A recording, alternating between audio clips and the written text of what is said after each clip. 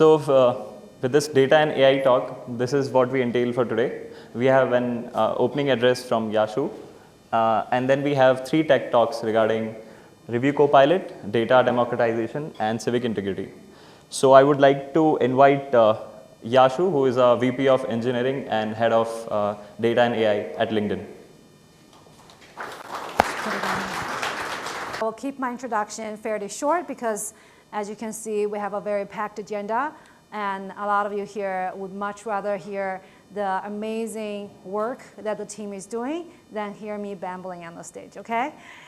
Okay, so I cannot start the talk without introducing our vision.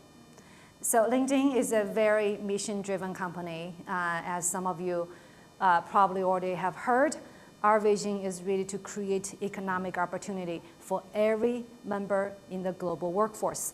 And that, every single word in that vision is translating, is guiding us with regarding the product that we're building and how we're building it not only for the privileged individuals, but for every single member in the global workforce.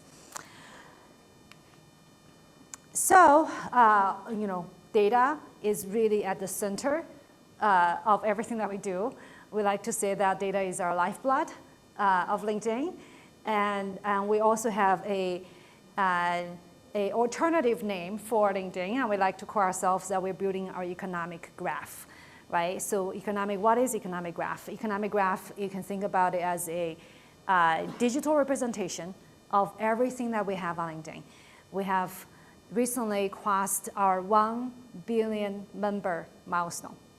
Huge, right? That among all the, yeah, thank you. And not in addition to our members, we also have a lot of companies, a lot of schools and skills that's all having their digital representation on LinkedIn. And then it's not just a static graph, right? It's a vibrant graph that people coming every day, interacting with each other, interacting with other entities on this economic graph. And that really powers everything that we're doing. It's so foundational to everything that we build. So the way that we like to think of how we organize is in these 3 different areas, right? One big area, I think, first of all, I assume everyone here uses LinkedIn, right? Everyone here uses LinkedIn? Yes.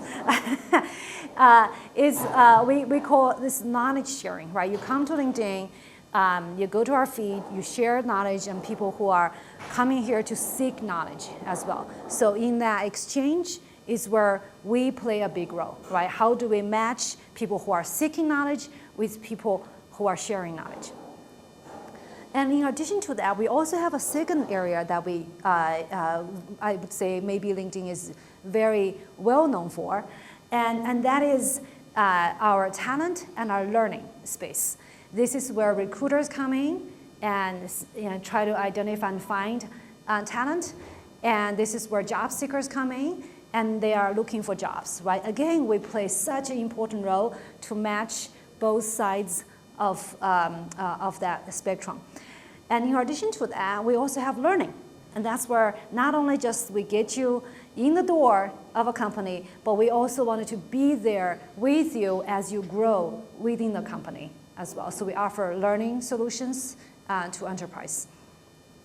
And the third area is marketing and sales, right? So this is where a lot of, you have experienced ads is example where marketers are really trying to find buyers on our platform.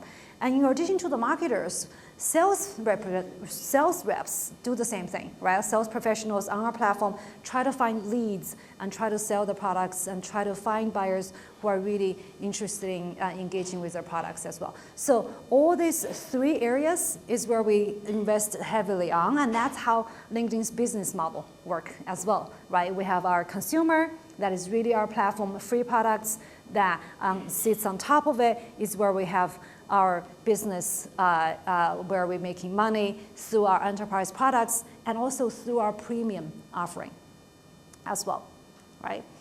And as you can imagine, AI sits in the center of all of that, right? I like to call us we are matchmakers, right? Because as I mentioned earlier already, people who are seeking knowledge and people who are producing knowledge and people who are selling products and people who are buying products and people who are seeking talents and people who are looking for jobs, right? So AI really sits right in the center of all of it.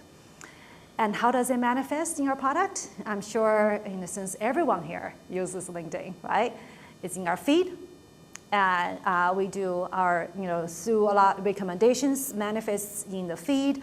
Recommendation manifests in people you may know recommendations and manifests in jobs that we recommended to you based on what we understanding of your interest and your level, et cetera, et cetera.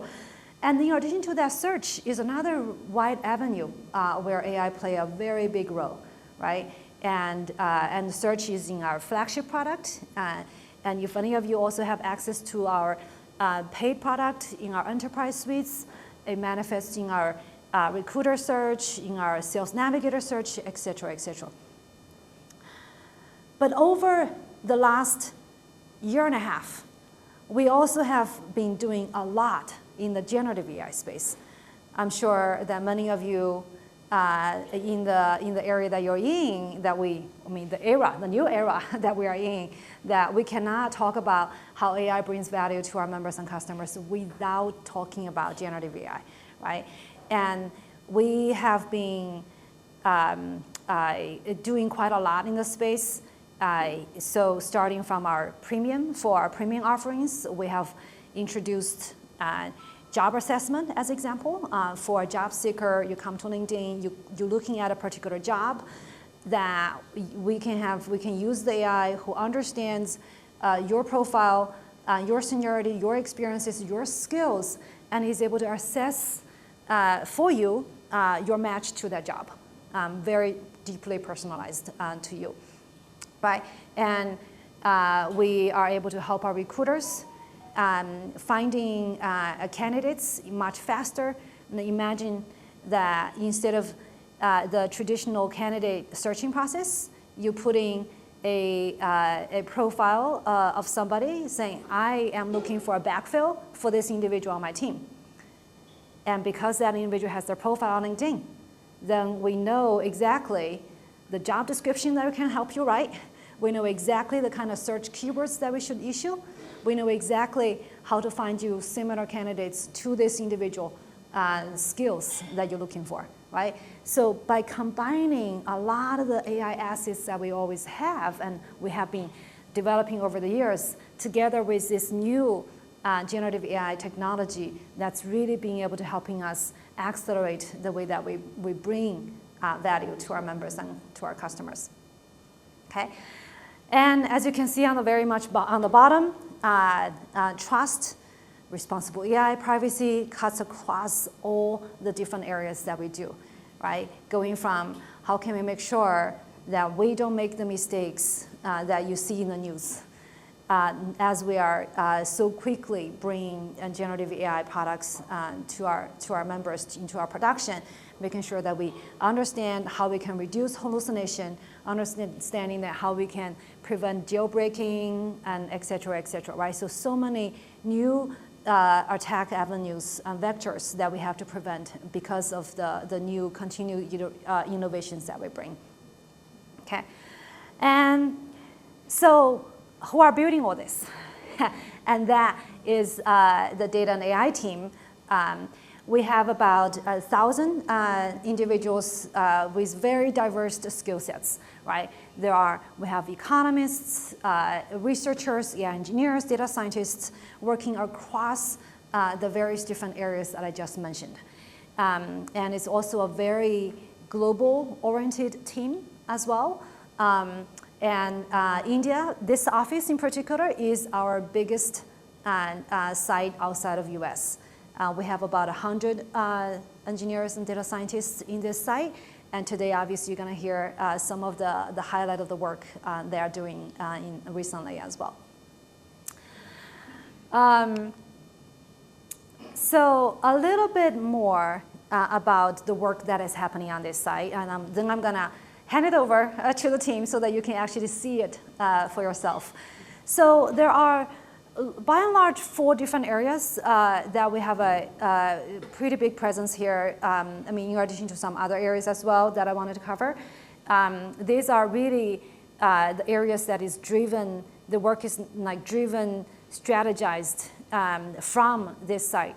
And the first one is content abuse prevention, right? This is obviously super important. As you can see, in the content happens across LinkedIn everywhere. Feed, right? And then even in feed, there are multimodal, there are text, images, videos, and there are jobs, right? And then thinking about how you can prevent bad jobs that gets to our site. And there's also ads is also content. So content cuts across quite a different, the 3 areas that I mentioned earlier, and that is all happening in this location. In addition to that, we are really big on making sure that we build the right technology that is able to support and be able to enable many different areas. And the foundation, the Trust Foundation team here also spends a lot of effort on enabling how we can bring embeddings, as example, embedding-based retrieval in various different trust use cases, and how can we, I mean, some of the works you're gonna hear in a bit, how can we use our AI technology to be able to accelerate our human reviews as well. We also have a couple of other AI foundation areas that is happening here. In like one of the areas in our flagship, this is where our consumer area, and also in our talent and learning space. Last but not least, we also have an incredible team that is building our data tools and platforms that is able to help us to do our work much faster with a lot of innovative work happening there as well. Okay, so without further ado, let me introduce Rishi, who is going to cover the first topic, Review Copilot. Super exciting work that is happening. Do we need to, is Grace you gonna do first, or? Yeah, I'm gonna do the intro. Okay, wonderful. So hi everyone. Co-presenting today with Rishi, my partner, you could say, in anti-crime, given that we're from the trust team. So on the trust team, one of our primary goals is we want our members to be able to arrive on the platform, feel that's a safe space to express their opinions, their views, of course, on professional topics. Now, if we want to be able to make this a reality, we need to be able to moderate every piece of content that is on the platform. Content moderation basically is starting at content creation time. When a piece of content is created, one of the first things we do is run a whole suite of high-precision classifiers assessing for policy violations on the content. Of course, when violations are detected, content is marked as spam, we take it down near real time. Now, things that make it through this check, well, that basically goes live. While a piece of content is live, we can members are seeing it within their feed, perhaps as a job posting or a message, they can flag it to us as potentially problematic. At the same time, we also have a whole suite of classifiers that are assessing and further flagging pieces of content as potentially problematic. Anything that's being flagged is then entering our review queue. Here, it waits for assignment to a human reviewer. Now, our human reviewers, they're trained in all of the policies for LinkedIn. And again, they're assessing the content for policy violations, taking down the spam. This type of content moderation setup has served us really well.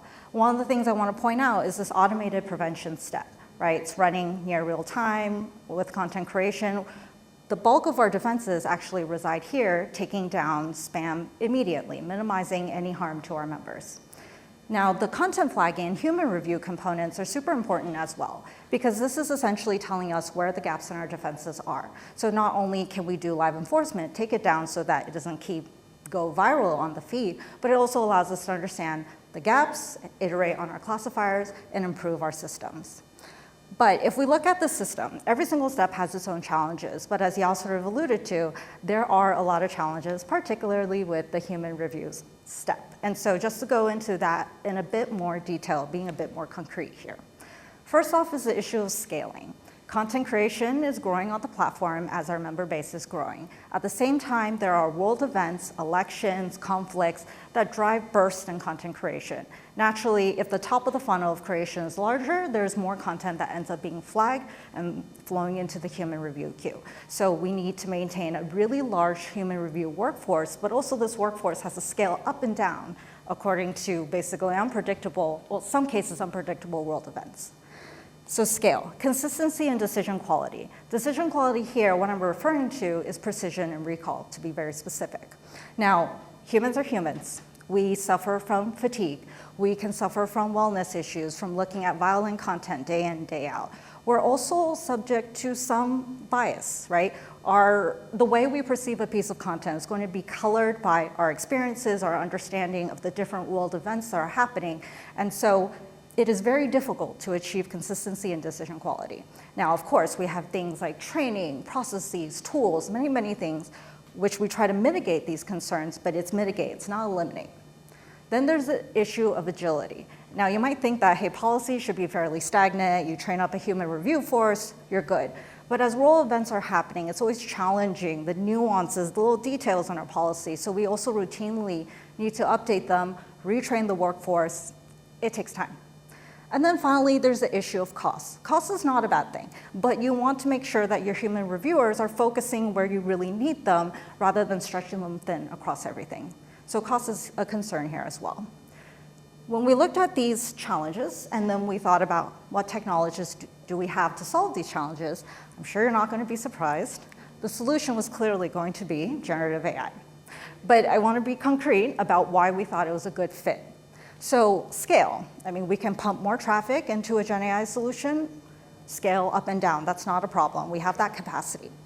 On the issue of consistency and decision quality, I know Gen AI is not deterministic, but you can configure your parameters correctly such that it's fairly consistent.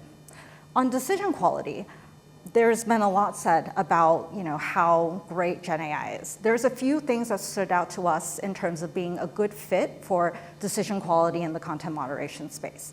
One is that it's able to handle multilingual, oftentimes out of the box. It's able to handle multimodal in many cases.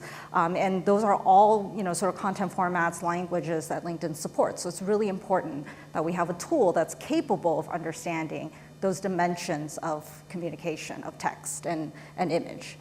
The other thing is that Gen AI can really fairly easily incorporate additional contextual knowledge, right? And so we may be using something like retrieval augmented generation, and that's super important, that context and making a judgment.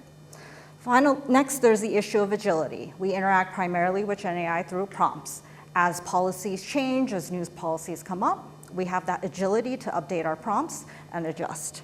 And then there's the issue of costs. There's a lot of discussion on costs. Some models are more expensive than others, but there's a lot of different price points. There's a lot of different capabilities that come associated with those price points. So you can really stitch together a solution that can meet your needs.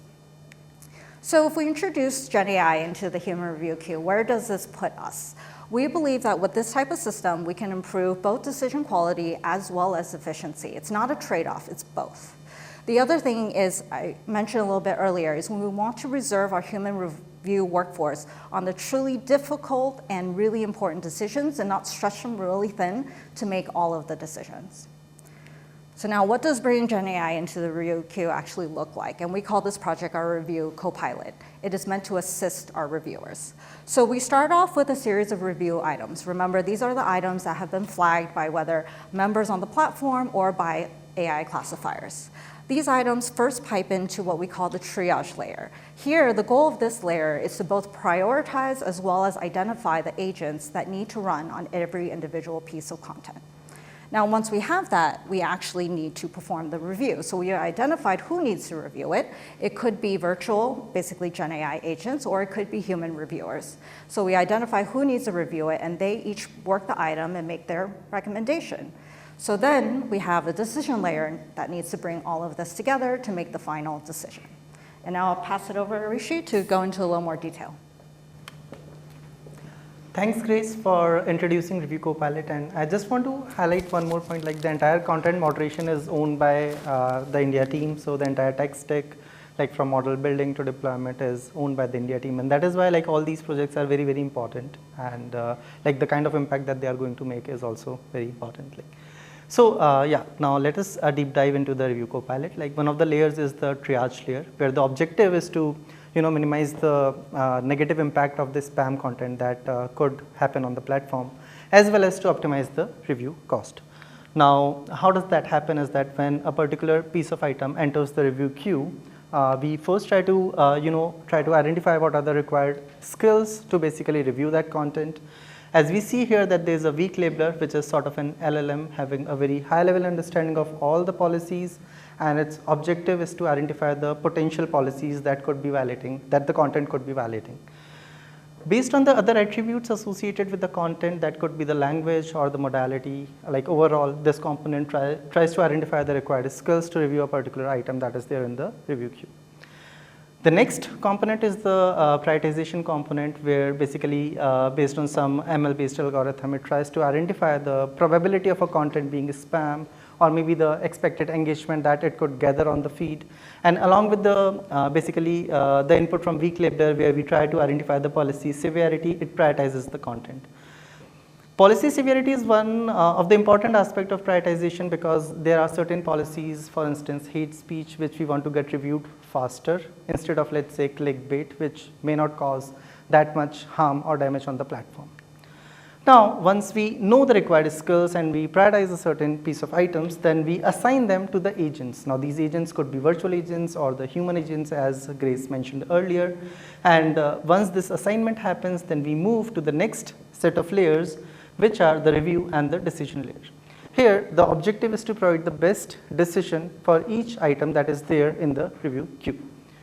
How does that happen is that like we get an item from the triage layer where we already know who is going to review that particular piece of item. So it could be only a virtual agent. A virtual agent could assist human in the decision making, or it could be a set of human reviewers who are going to review the content. Now, based on their review, these agents, they recommend the decisions. There is a possibility that, that there may be an agreement or disagreement between these recommendations. So in case there is an agreement, we directly take the final decision and act on the content, whether we want to keep it on the platform, or we want to distribute it, or we want to limit it. But in case if there is a disagreement, then there is a human jury who are more skilled reviewers, who are more accurate, having more in-depth understanding of the policy nuances, who then decide what decision needs to be taken on the particular item.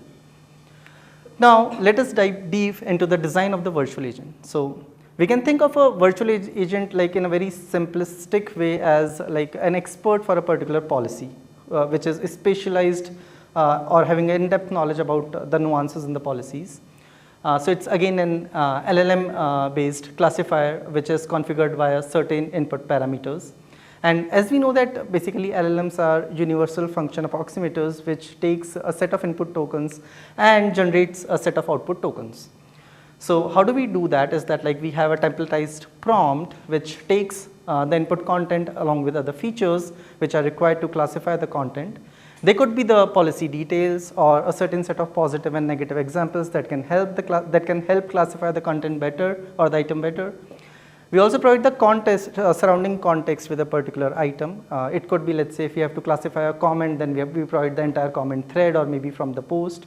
Or maybe for cases where we have to detect, let's say, misinformation, we provide web results or something like that. Then we have a set of output fields where it could be a binary decision which is in the form of a particular policy violation is true or not, and what is the confidence associated with that decision, along with the detailed reasoning. One way the virtual agent provides a recommendation is using the decision and the confidence score. The another option is that like where we feel that we are not meeting the objective or the metrics, the bare minimum, let's say precision goals for a particular agent, then we have explanation models where we leverage the detailed reasoning for classification and then try to predict the probability of that particular content violating a policy or not. So that was the current design that we are following, and we have observed that there are good scope of improvement, and along that we have identified a few experiments. The first one is that it's really very difficult to build one agent fits all policy, because there are so many policies, there are so many nuances. We need to have very high accuracy bars.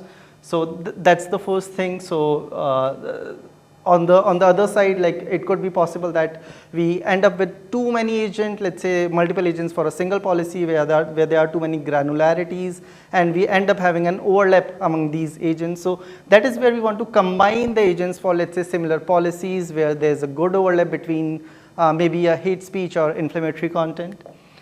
Other set of experiments is, let's say, what we have observed for certain agents such as misinformation, that the performance plateaus both in terms of precision and recall beyond a certain point. So we want to provide them with additional context via searching the web and doing some sort of RAG or those kind of things. The next set of experiments is around trying out different open source LLMs, so that we can compare and contrast the performance of different LLMs and then improve both the decision quality and the cost. Last but not the least, it's about leveraging the token generation probabilities that we get for each token that is generated by the LLM, and to see if we can leverage that to improve our decision quality further. Here is our measurement of this entire ecosystem. So here are a few metrics, our true north is recall and automation, which is guarded by the precision and the amount of decision reversals, and the signposts are cost and the appeal rate. Now, how do we evaluate each agent is we do a multi-stage evaluation. We evaluate them in the offline setup against a golden data set. So golden data set is a very high quality data set which is reviewed by multiple reviewers, and basically it is curated every week. It's refreshed every week, so it has the understanding of latest trends, what's going on, and how the data distribution is shifting over time. The other set of evaluation that we do is during the ramp, where we do it against the live traffic, so that we can get a better understanding of the actual metrics or the actual impact that a particular agent can do in the entire ecosystem. And then once a particular agent is deployed as part of the review copilot, we measure its performance continuously so as to identify where are the scope of improvement, how we need to improve it, what kind of improvements needs to be done. So with that, although this project Review Copilot is in the nascent stage, we have seen a good amount of impact in terms of both precision and recall improvement as compared to the human reviewers. And another important observation is that when we saw that these virtual agents are assisting the humans in decision making, then the precision goes significantly high. So that is another major impact that we identified. And the third one is that we have identified the opportunity for human improvement, the understanding of the policy. We have also identified where we need to double click on the policy granularities or the nuances, so that we can formulate our policies better. Thanks Rishi and Grace for the wonderful talk. And just to quickly begin with an introduction. I'm Shishir, and I lead the data science engineering team here in Bengaluru. Over the next 10-15 minutes, I'm going to talk about how we democratize data through scalable platforms. Let me begin by quickly introducing my team, because that's the question I often get when I'm hiring. What is an engineering team doing with data scientists and machine learning org? So we are a team of 20 full stack engineers embedded with the broader data and AI org that is led by Ya. Our charters are broad, so to speak, but it typically covers 3 main work streams: data platforms, productivity tooling, and data foundations. So coming to the topic today, let's talk about democratization. Democratization is basically an action of making something accessible to everyone. And how do we do it as part of the broader data and AI org? We do it by building self-serve products that enable not just data scientists and machine learning engineers, but also non-technical users such as product managers to consume and generate insights in a very self-serve manner. And we also help platformize a lot of methodologies and workflows that our team members have, so that they can basically run them by themselves, and in a plug and play fashion, kind of unlocking a lot of productivity. And lastly, we unleash the power of automation, because that's what engineers do. And wherever we find repetitive manual work, we always jump in and get things automated. Quickly talking about a few of my team's offerings, we host and build a lot of tools, but a few key of them would be Ocelot. First would be Ocelot. Ocelot is an observational causal platform that comes to your rescue, essentially, in scenarios where A/B tests are either too expensive or you just cannot run them. This basically involves simulating an A/B test by observing past data. Right? So not surprisingly, this involves a lot of complex data prep as well as a lot of statistical rigor. And this Ocelot platform enables you to get those studies up and running. Next, what we have is Glass Elevator, which is essentially a platform that helps you to productionize all of your analytics workflows and basically get a lot of insights cranking at scale. Validator is a tool that essentially brings data pipeline validation at scale. It automates it, and it has been a huge productivity booster for all of our platform authors. Lastly, Kier. Kier is our one-stop shop, as we like to call it, for all of our sampling needs. This is also the topic of a deep dive, so more on it later. But before we proceed, I think what I want to say is none of these platforms are static. They are constantly evolving to keep up with the changing tech landscape. As a matter of fact, many of them have V2s in the works or sometimes V3s in the works. So with that, let's move on to the deep dive topic. Today I'm going to spend some time talking about the Kier sampling platform that we have built. And in case you're curious about who this gentleman is, this is Mr. Anders Kier. He was a Norwegian statistician who first proposed that a representative sample rather than a complete enumeration survey could and should be used. So we thought what better way to name a platform than give him the name. So rather than as always, finding a name for your platform is sometimes a harder job than building it. So in this case, Mr. Kier came to our rescue. Quickly talking about sampling, all of us know what sampling is, but for the record, to quote Wikipedia, right, it's a selection of a subset of basically, or a statistical sample of individuals from within a statistical population to estimate characteristics of the whole population. It's a fairly technical term. What it basically means is it's a process of gathering a representative sample of the entire population to get the same answers that you would get if you surveyed the whole population. This helps with saving a lot of time and, more importantly, operational costs. Right? One hot topic in India is exit polls. Right? Exit polls is an excellent example of how we sample, where a few thousand representative samples gathered by pollsters sort of tell you which way a Lok Sabha seat with 10 lakh constituents is trending. So the question arises, why do we need exit polls at LinkedIn? Right? Turns out there are a lot of reasons why we need exit polls. Let's call it sampling for the rest of the presentation. So some of them being, we need to run precision studies. We need to measure prevalence of spam in content classified by our classifiers. And a very common use case is also to generate label data for training models.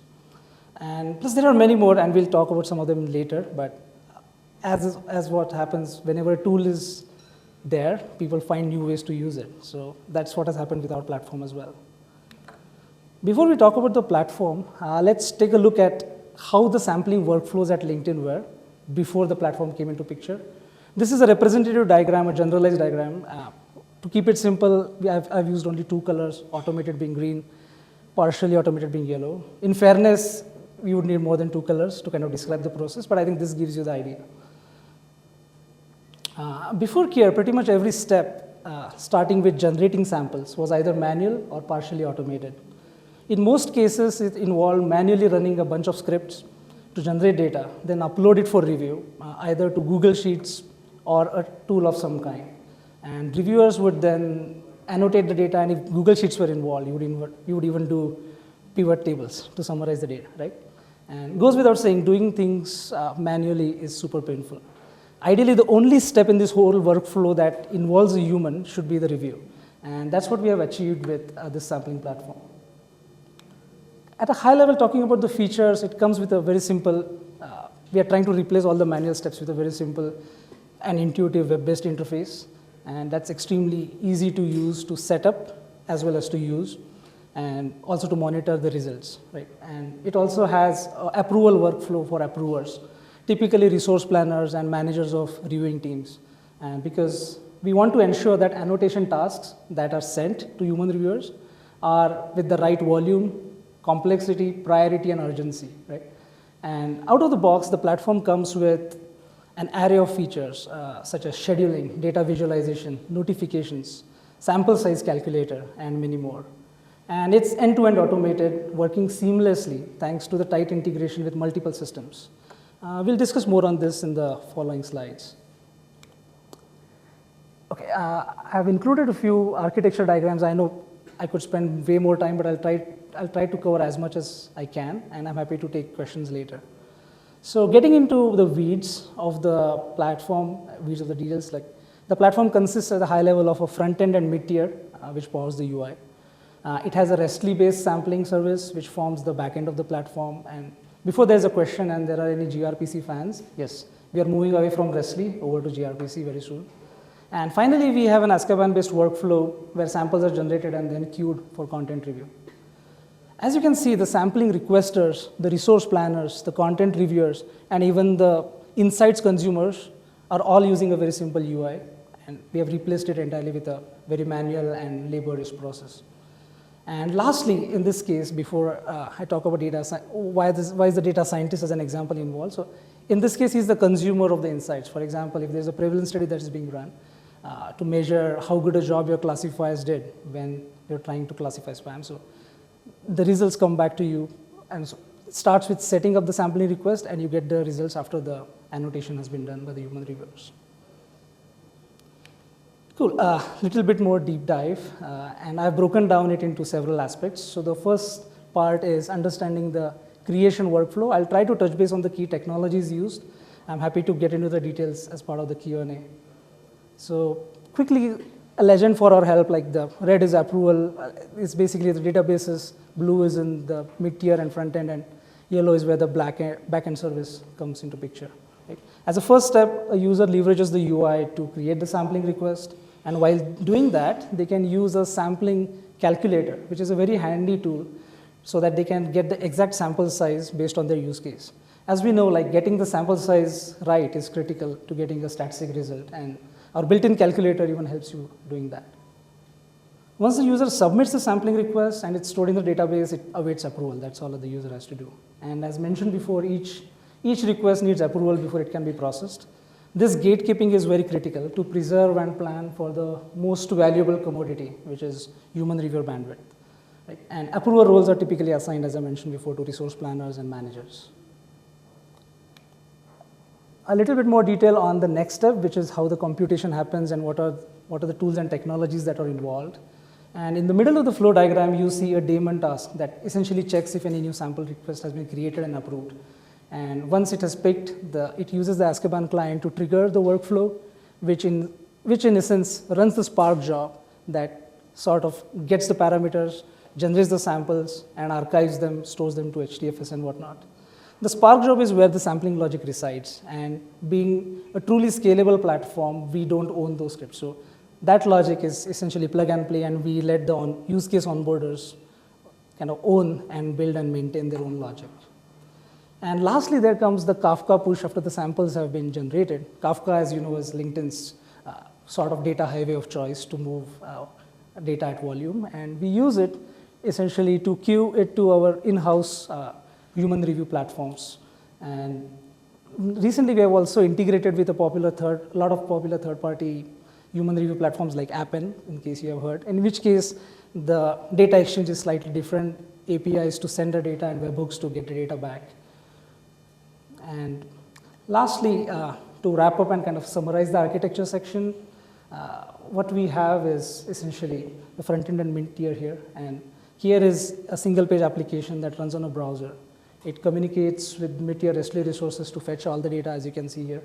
And the mid-tier calls the downstream backend RESTly services to fetch the data. And if you recall, I mentioned that one of the things we want to do is ability to build your own UI forms with a simple config. And that is where this DICO comes in picture. DICO is dynamic config. LinkedIn's tool of choice to store and read configurations.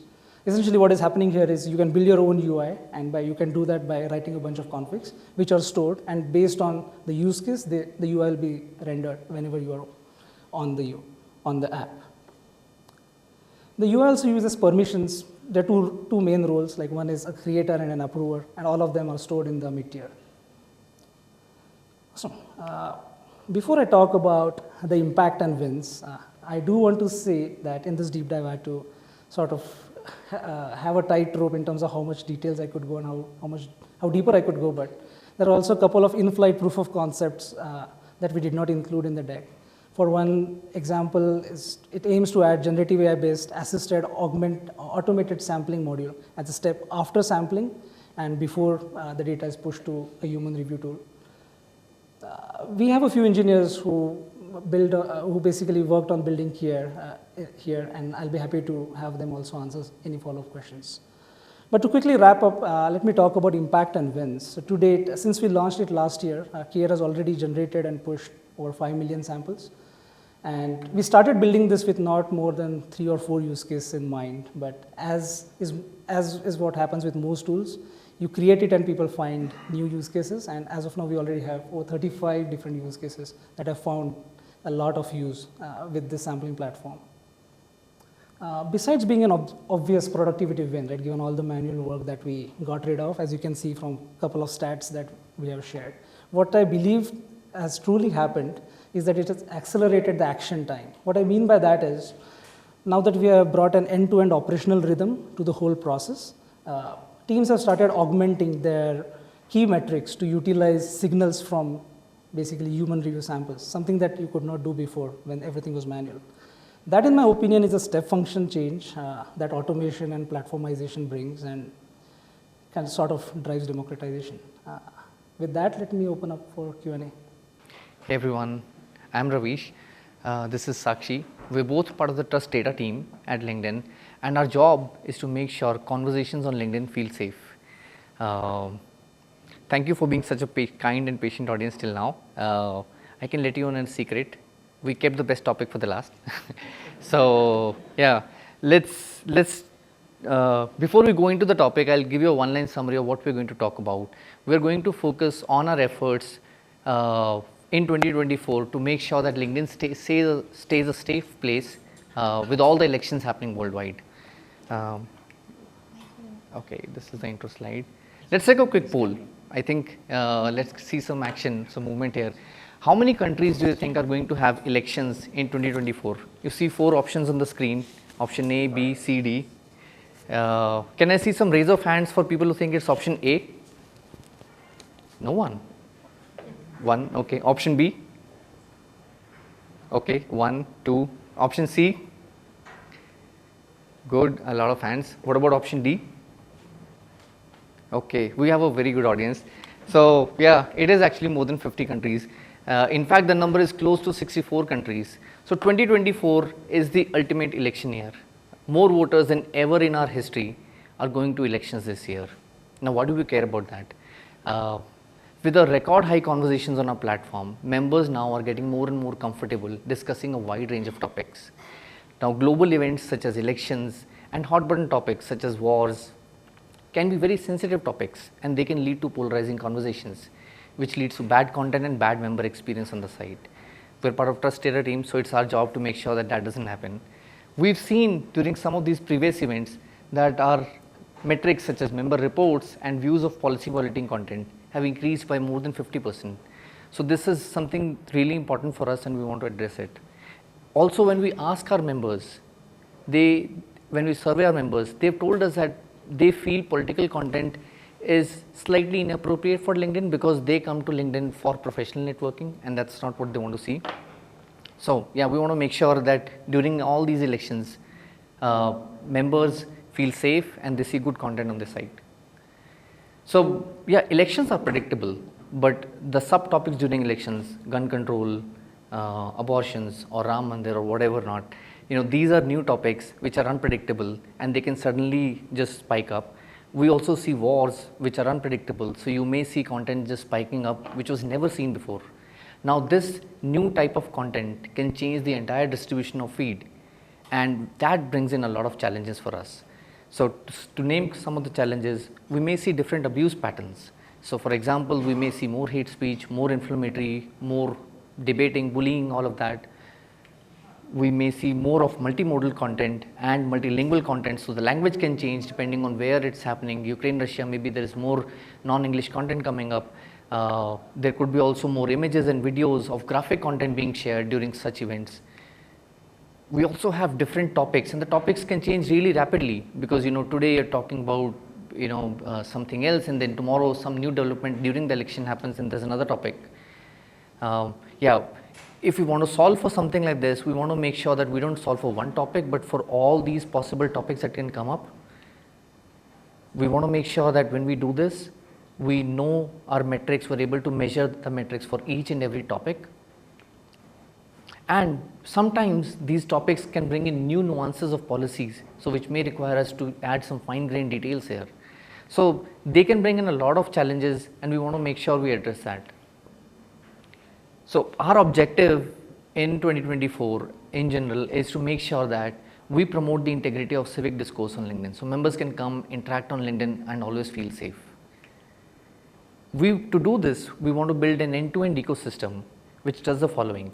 So it enhances our agility. We want to make sure we are proactive in developing new defenses, in measuring, in doing all of that which is required to manage these topics. We want to scale across languages. So some of these are repeating, so I'll just quickly go through. We want to scale across content types.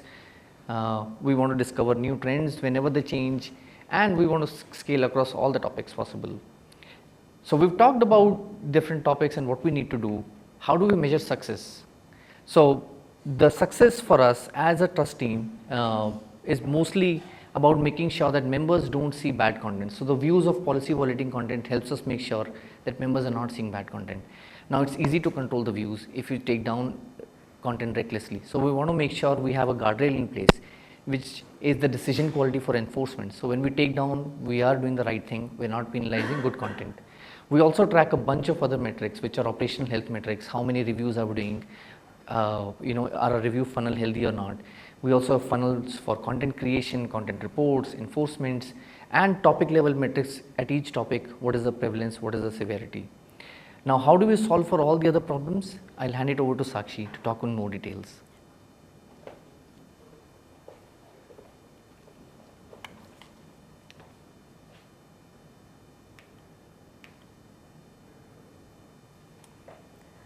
Thanks, Ravesh.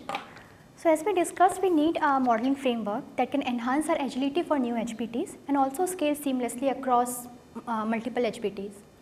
We should be able to discover new topics by leveraging GenAI capabilities, and also we should be able to adapt to data changes as well as policy changes. So we present our solution for the same, which is zero-day defense. So what is zero-day defense? It is a content classification and spam detection system that can be built and deployed in just a couple of days with minimal human efforts. So how is it really done? So we start with collecting data from various sources. So once we have this data set at our hand, we leverage GenAI models and LLM to detect the major themes and topic in the data set. We further identify the key phrases which can represent these trending topics and themes. So basically, for example, during election season, voting can be a trending topic or a theme, and we can have some specific key phrases, for example, security measures for electronic voting system or electronic voting machine. That can be a key phrase which is representing this theme and is prevalent in our data set. So given this data and key phrases, we use large language models to compute embeddings for the data set and the key phrases, and basically perform a similarity match in the semantic space. So this helps in tagging the content which can be potentially related to the topic. So let's deep dive into the key phrase generation pipeline. So as we discussed, we start with a seed data set. Basically, we collate data set from multiple sources like AI tagged unlabeled content and our policy documents. Our main goal is to discover trends from this data set. So we start with some topic modeling and extract some representative documents which can represent this data. So given these representative documents and all the keywords which are present in the data, We use Gen AI models and basically Gen AI techniques and large language model to generate a list of key phrases which can represent this data. So this is our overall HPT ecosystem. So basically in our production we have two lines of defenses. We have our traditional AI models which are trained on policy specific data, and in parallel we have our zero-day defense. So for all the content which is created on data on LinkedIn, we perform the content tagging using the discovered key phrases for HPT. So the flagged content is further passed to LLM based classification to tag the content at a high precision. The output of this classifier is further used for multiple downstream use cases. So we'll look into a few of the downstream use cases. So one of it is political opt-out setting. Basically, we enable our members to hide political content from their feed and ensure that their feed content is strictly professional in nature. So we have integrated our zero-day defense solution with the political opt-out feature, where we tag if a content is political or not with high precision. Another downstream use case is interstitials, where we show a warning message to the user on top of media if the content is potentially sensitive in nature, for example, graphic images or videos. So we have also integrated our zero-day defense pipeline with the interstitial feature to tag if the content is potentially graphic in nature or not. So let's look into some of the metrics and impact which is enabled by our zero-day defense solution. So we have been able to spin off multiple defenses within days of HPT start, and that too with minimal human effort. This has also enabled us to scale across multiple versions and modalities such as multilingual images, videos, and text. We have been able to improve our model performance by deploying classifiers with very high precision and very high recall. And it has also further enhanced our member experience, as we showed with political opt-out feature or interstitial rollout features. Yeah, so that's all for the presentation. We can open up for Q&A.